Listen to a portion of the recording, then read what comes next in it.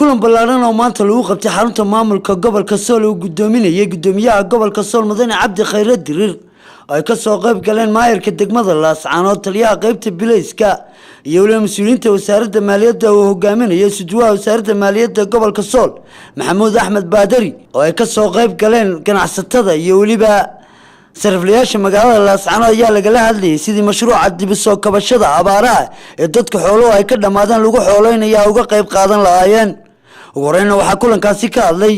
taliyaha qaybta bilayska gobolka Sool iyo waliba gudoomiyaha gobolka Sool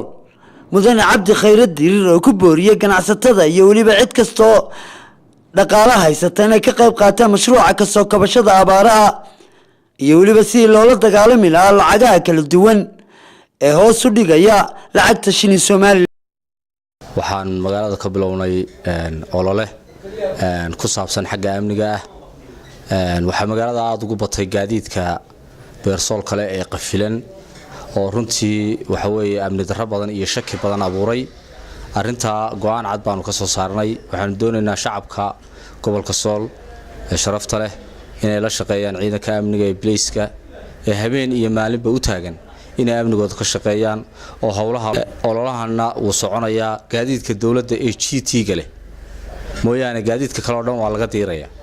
sida aan ciidamada furnay waxaan doonaynaa shacabka iyo ciidanku inay iska hor imaanin hawshaasi waa hawl dawliya waa in ciidanka lala shaqeeyaa oo aad loola shaqeeyaa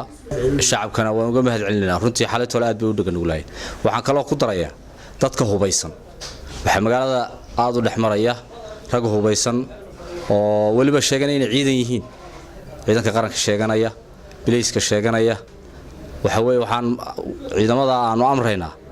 in qof hubaysan oo waxa weeye shaati kala nooca ama maxaan ku dhahdaa shaari surwaal suudsa aan mari doonin magaalada waxa weeye ciidii la arko oo dhar cad iyo qori isu sidata ama shacab ha noqdo ama askari bilays ha noqdo ama ciidanka qaranka ha noqdo waa la qabanayaa waana la soo xidhayaa iyaguna waxaan doonaynaa inay u hoggaansamaan ama abuurtaas oo ciidanka bilayska shaqeynaya ayaan iska hor imaanin alxamdulillaah rabbil caalamiin saadkiina la socoteen halka waxaan ku kala kulnay gobolka isku jirna madaxda heer gobol iyo heer degmo ganacsatada gobolka Sool qayb kamid ah